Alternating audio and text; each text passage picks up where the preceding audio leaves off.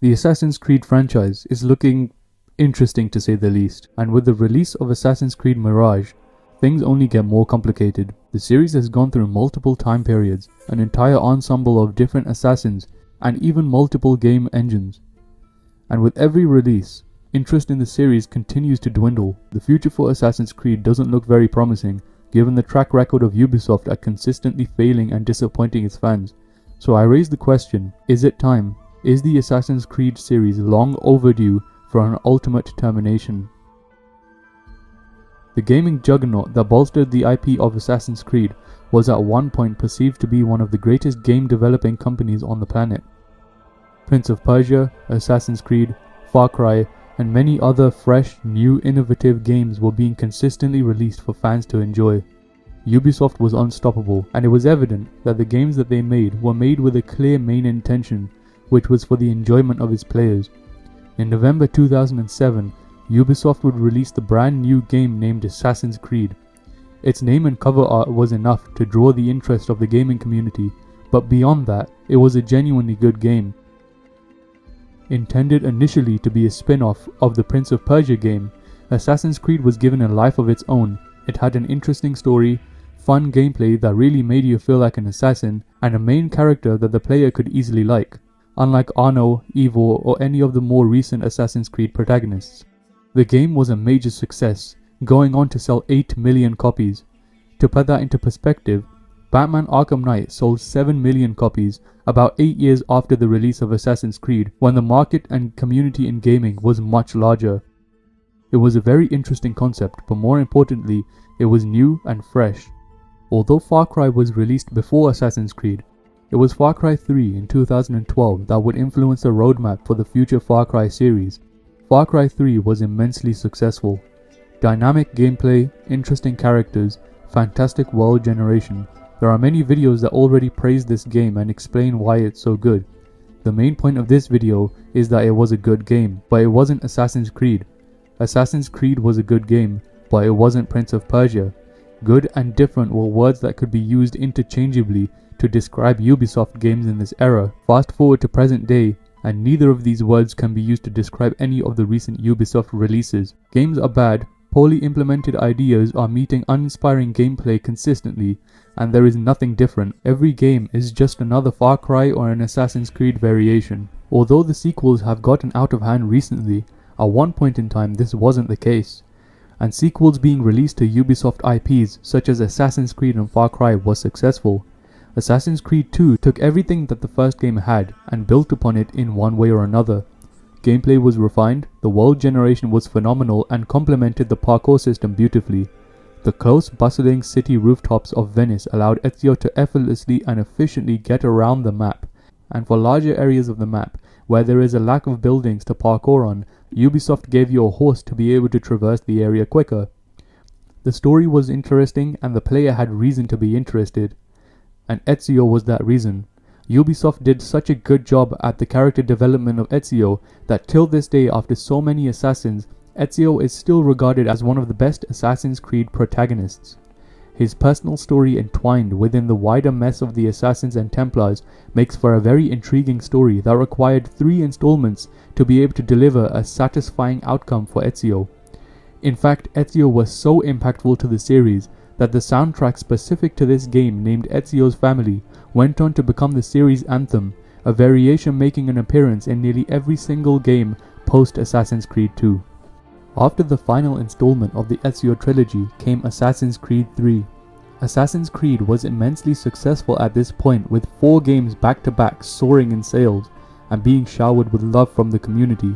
But with the upgrades in console hardware, Ubisoft had to keep up if they were to carry the series on.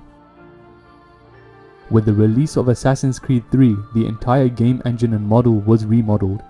The parkour system was more fluid, the combat system was improved with longer chains of combos, more animations and more variety in attacks, and the world itself looked better. Although a commercial success with 12 million copies sold worldwide, it wasn't without faults or criticisms.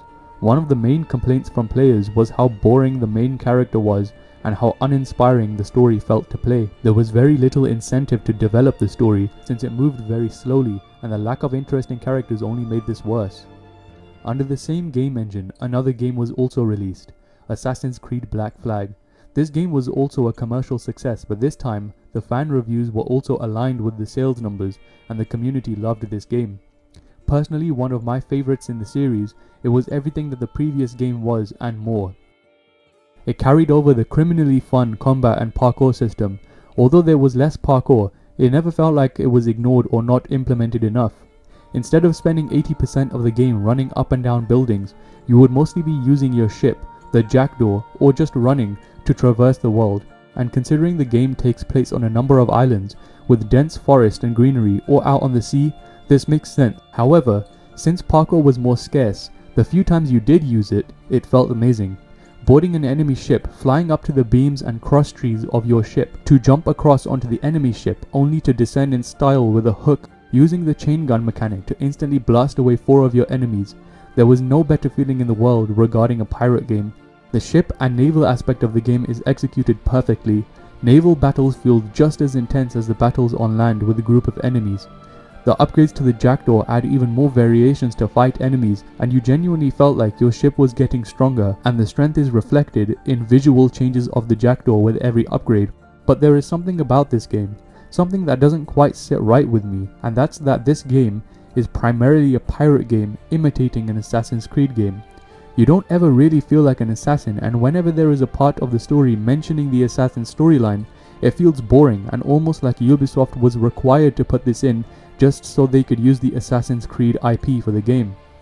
The Abstergo sections were boring, and I didn't really care for them at all. I was more interested in Edward's story, his personal problems with his girlfriend, his friends, and his quest to become rich. The next few games were atrocious. They failed critically and the fans hated them too. The main issue with 2 of them was with how forgettable they were. Assassin's Creed Rogue and Assassin's Creed Syndicate essentially don't even exist. Rogue took the boring parts from Assassin's Creed 3 and managed to make an entire even more boring game based on the character from the game that no one really cares about.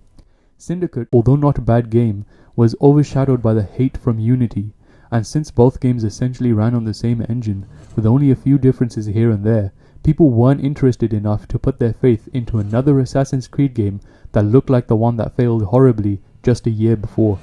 And this brings me to Assassin's Creed Unity. In my personal opinion, Assassin's Creed Unity could have been the saving grace of the series. It could have single-handedly brought back the series and put Ubisoft back on the pedestal they were once on. The potential that this game had was unbelievable, and now that it's mostly fixed, it's easy to see what the team was intending for with this game. The parkour is so smooth, and it's easily the best parkour system in any Assassin's Creed game. The downward parkour system, in my opinion, is one of the best concepts made for these games after the Hidden Blade. You no longer have to scour the rooftops for hay bales or use an innocent unsuspecting civilian to break your fall to descend buildings, and you also look like an absolute badass when doing it. The combat feels good and looks even better. The combos and finishes in this game are stylish and slick. The variety of tools that you can incorporate into your gameplay works seamlessly with the introduction of a much needed stealth system.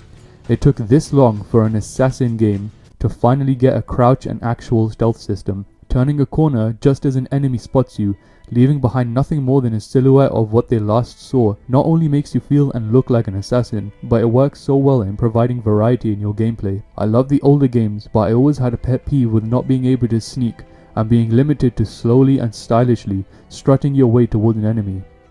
So why did it fail? There's plenty of videos that already cover this in depth, but in general there were too many bugs and the main character had the personality of damp cardboard. This all falls back to the annual release of game schedules that Ubisoft promised on delivering, causing games to be rushed and sections of game development being skipped, such as quality assurance or making a good story for an interesting character. For many, this game was the final nail in the coffin. Following the failure of Unity and Syndicate, Ubisoft took a step back and spent 2 years to develop a new Assassin's Creed game that would attempt to redefine the series as a whole. Assassin's Creed Origins was released, and with it, it brought an RPG element to the games. The focus on stealth was minimal, combat was revamped, items had levels, and for me, it was all wrong. Many people enjoyed this game, but I personally believe that it was going in the complete wrong direction. Logically, Ubisoft was doing the correct thing, since the last successful game in the series was Black Flag, a pirate game with Assassin's Creed elements. Origins felt like the logical thing to do, make an RPG game with Assassin's Creed elements to it. But I personally hated the game. Not only did you no longer feel like an assassin because of the more RPG-like elements to the game, but they were just poorly executed. Combat was made to look good, not feel good. An example of games that feel good to play are like Ghost of Tsushima. There's nothing too flashy, but the button presses feel precise and accurate. There's only 3 variations of block, counter, and perfect parry, but these are enough since it feels good and fun to play. The dodging and parrying in Assassin's Creed Origins feels clunky, and the leveling system of weapons feels tedious for a game where you are already meant to be a master killer. Once Bayek picks up a weapon with a lower level, he suddenly forgets everything he's learned over the years and can't kill a commoner wielding a glass dildo as a weapon. The previous games never suffered from these problems, since it made you feel like an assassin able to kill all enemies with relative ease, and to adjust for difficulty, you would either have enemies with more health or variation in enemy types. The world in Assassin's Creed Origins was beautiful and fun to explore, but this wasn't enough, since after visiting the pyramids and the Sphinx, I felt like there was nothing more for me to do in the game.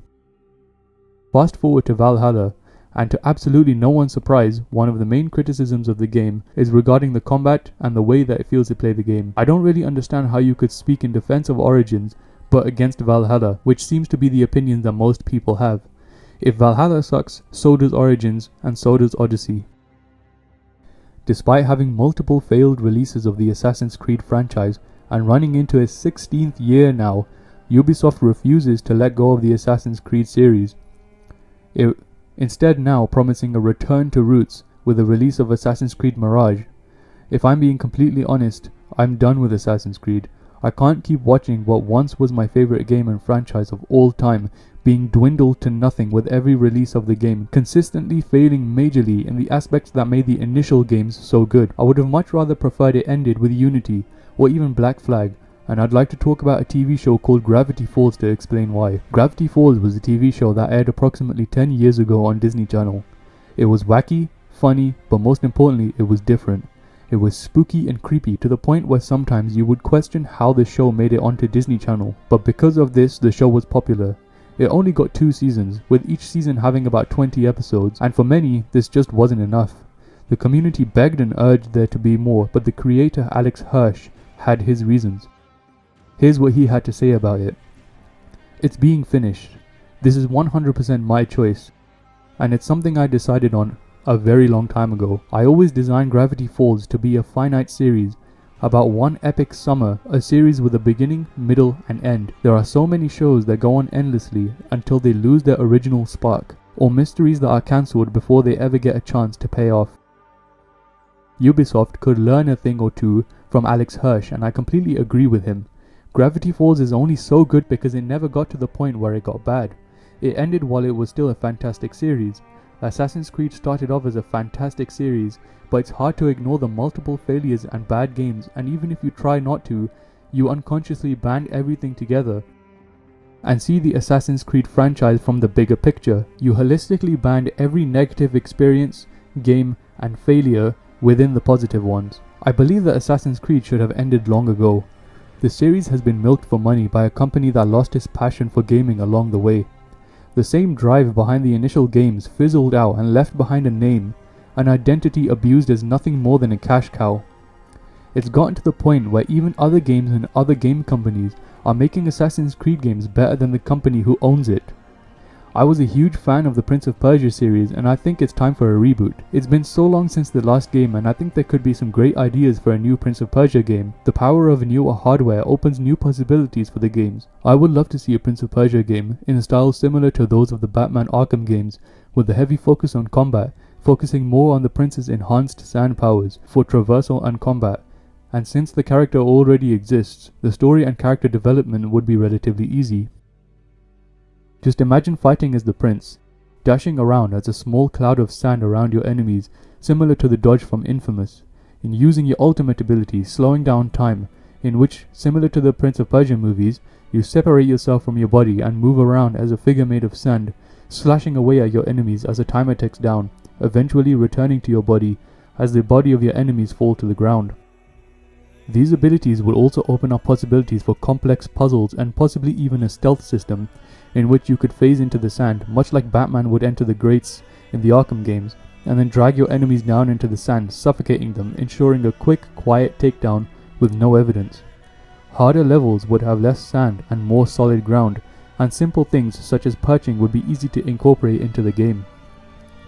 Other things such as dashing from cover to cover, transforming briefly into a cloud of sand, setting traps in the sand by using your sand powers, or using the wild objects around you, like a hanging pot of water or hitting a water fountain to make areas where the sand will turn into quicksand and an unsuspecting enemy will walk into it and be immobilized, giving you the opportunity to strike. Making distractions for enemies by creating small sand tornadoes, a sand-based smoke bomb, or a sand mine are all entirely possible ideas. The ideas are endless and in my opinion very cool, but these are just recommendations for Ubisoft to try something new, something fresh instead of yet another Assassin's Creed game with the same mechanics, same weapons, and relatively same protagonists. Let me know what you think in the comments below. Please like and subscribe, and thanks for watching.